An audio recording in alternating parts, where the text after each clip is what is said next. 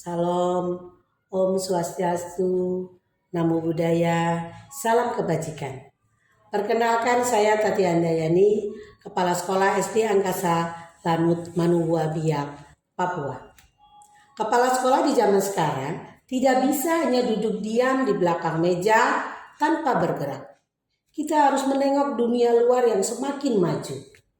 Kepala sekolah sebagai manajer selayaknya memiliki daya kreativitas dan inovasi yang tinggi untuk mewujudkan pembelajaran yang menyenangkan buat anak-anak agar tidak jenuh dengan pembelajaran yang rutinitas tanpa adanya variasi.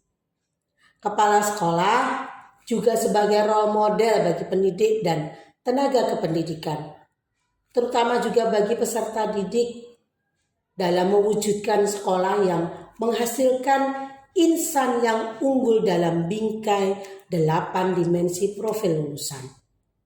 Dengan pendekatan mendalam, diharapkan seluruh peserta didik menjadikan sekolah sebagai ajang untuk berargumentasi, bereksperimen, dan bersosialisasi, karena pembelajaran mendalam sendiri menuntut pendidik untuk menggali lebih dalam pembahasan materi pembelajaran serta mengkontekstualkan dalam kehidupan sehari-hari. Kita ketahui bersama bahwa tujuan pendidikan bukan hanya sekedar mencari ilmu, bukan hanya sekedar membaca, menulis, dan berhitung, tetapi lebih dari itu, yaitu pembentukan karakter. Dari latar belakang tersebut, maka kami membuat program pembelajaran mendalam melalui field trip, wujudkan generasi emas. Adapun tujuan dari program ini adalah peserta didik memiliki kesadaran untuk menjadi pembelajar yang aktif, mampu meregulasi diri. Yang kedua, membentuk karakter 8 dimensi profil lulusan. Yang ketiga, penanaman konsep secara nyata dan menerapkannya dalam kehidupan sehari-hari. Yang keempat, memaksimalkan dalam mengeksplor kompetensi peserta didik. Yang kelima, untuk mewujudkan pembelajaran yang bervariasi dan menyenangkan. Dan yang keenam adalah memperdalam pengenalan lingkungan belajar siswa. Manfaatnya adalah pelaksanaan best practice ini diharapkan peserta didik dapat mengenal lingkungan secara baik, dapat merangsang minat anak dalam bidang tertentu, melatih peserta didik lebih objektif, memiliki sikap saling menghargai suatu karya dan jasa orang lain, dan yang utama adalah terlahir generasi penerus bangsa yang memiliki 8 dimensi standar lulusan. Pembelajaran mendalam tak akan lepas dari 7 kebiasaan anak Indonesia hebat. Kami mulai menerapkannya sebagai budaya positif yang kami lakukan setiap hari, yaitu bangun pagi. Di sini kami menekankan kepada orang tua agar membiasakan anak-anak bangun pagi sehingga mereka bisa melaksanakan ibadah tanpa adanya paksaan dan akan terlahir karakter disiplin. Yang kedua adalah beribadah. Jika anak sudah terbiasa dengan bangun pagi, anak-anak juga akan mulai melaksanakan rutinitas untuk beribadah. Yang ketiga adalah berolahraga. Jika cuaca sangat bagus, maka anak-anak melakukan senam bersama di halaman. Dan jika cuaca kurang bagus, maka dilakukan senam ringan atau ice breaking di dalam kelas.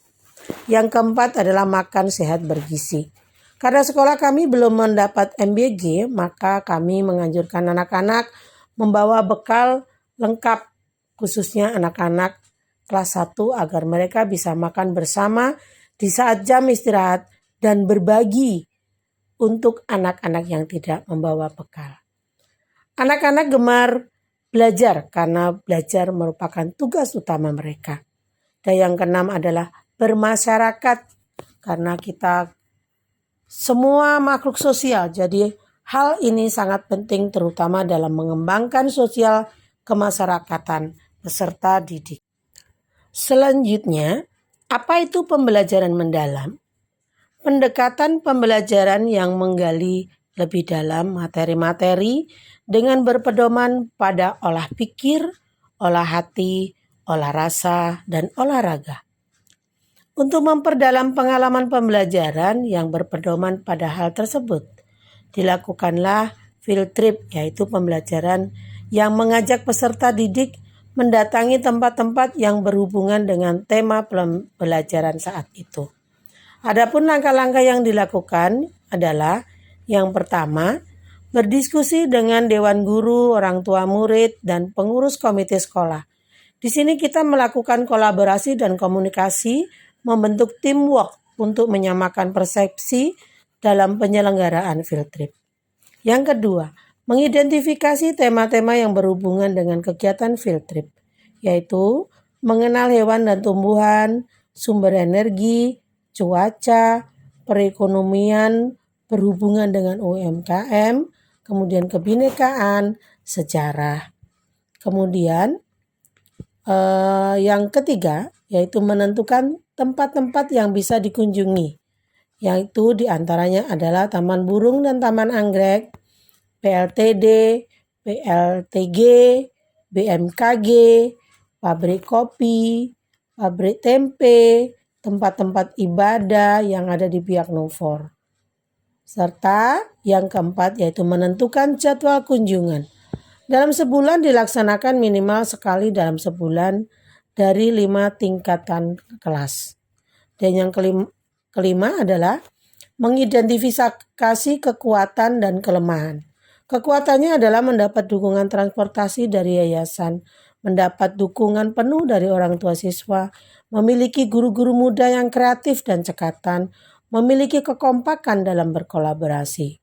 Dan kelemahannya adalah dari kegiatan yang kami lakukan, yang paling menghambat adalah berhubungan dengan cuaca yang tidak menentu yang ada di Biak Numfor. Hasil dari kegiatan yang dilakukan mendapatkan hal yang sangat luar biasa. Yang pertama, tidak bisa kita pungkiri bahwa sekolah swasta sangat memerlukan promosi saat PPDB. Dan hasilnya sangat memuaskan, yaitu minat masyarakat untuk masuk ke SD Angkasa Lanut Manuhua sangat tinggi, sehingga melebihi kuota. Yang kedua, peserta didik dan orang tua sangat excited melaksanakan kegiatan ini. Yang ketiga, hasil belajar siswa lebih cepat mencapai tujuan karena peserta didik belajar secara langsung. Yang keempat, peserta didik membuat laporan-laporan kegiatan tersebut dengan variatif sesuai potensi yang dimiliki masing-masing peserta didik.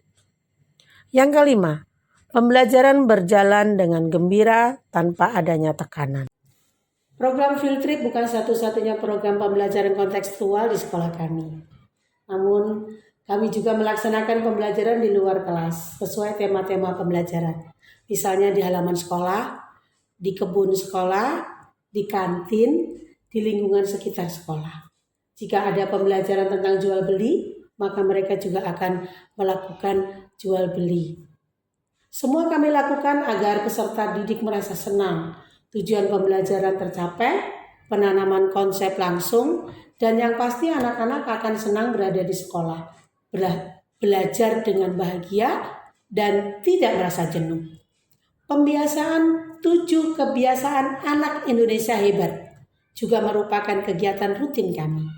Dan program ini juga kami lakukan dalam rangka mewujudkan generasi emas yang memiliki 8 dimensi profil lulusan sesuai Permendikdasmen nomor 10 tahun 2025 tentang standar kompetensi lulusan atau SKL. Demikian program kami, semoga bermanfaat dan program kami ini sudah berjalan selama 2 tahun. Assalamualaikum warahmatullahi wabarakatuh. Shalom, Om Swastiastu, Namo Buddhaya, salam kebajikan. Showima Kasumasa.